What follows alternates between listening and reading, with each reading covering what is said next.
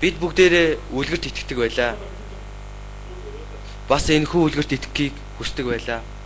Тэр ч байтугай цөмийн аюулыг өөрийн бидээр амссан хүн төрлөختний гэрчийн нэг нь болсон Японы ард түмэн энэхүү үлгэрт итгэдэг байсан юм. Үлгэр ингэж эхэлдэг байлаа.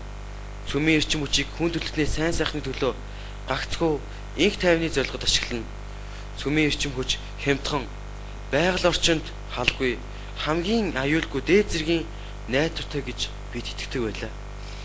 Гэтэл 2011 оны 3 дугаар сарын 11-нд агуу их Японы ард түмэн 3 дахь удаага цөмийн аюул гамшигыг өөрийн биеэр дахин амслаа. Энэ бол үгээр илэрхийлж хэлхийн аргагүй харамсал гай зовлон юм а. Японы засгийн газар цөмийн бизнес эрхлэгчид энэ бүхнээс сургамж авахын оронд Азийн бусад орнууд тухайлбал Вьетнам, Филиппин, Монгол зэрэг орнуудад атомын цахилгаан станц барихад төлөвлөд байна. Аста эдийн засгаараа тэргүүлэгч орны нэг бүгд найрамд Солонгос улс ч гэсэн энэхүү аюултай төлөвлөгөө хэрэгжүүлэгч орны нэг юм а.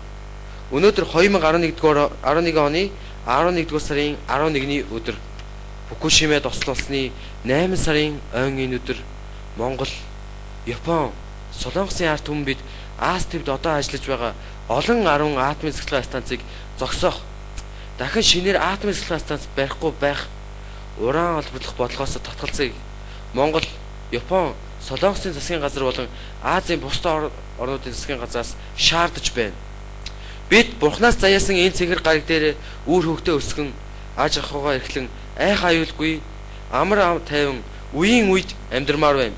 Би тийм эрхтэй бид энэ эрхээ эдлэхийн тулд цөмийн аюулын эсрэг гар гараасаа барилдсан нэгдэн зогсож байгаагаа дуулахын зэрэгцээ дэлхийн нийт ард түмнийг бидний энэ тэмцэлд нэгдхийг уриалж байна. Бид олуулаа нэгдсэн цагт хүчтэй. За баярлалаа.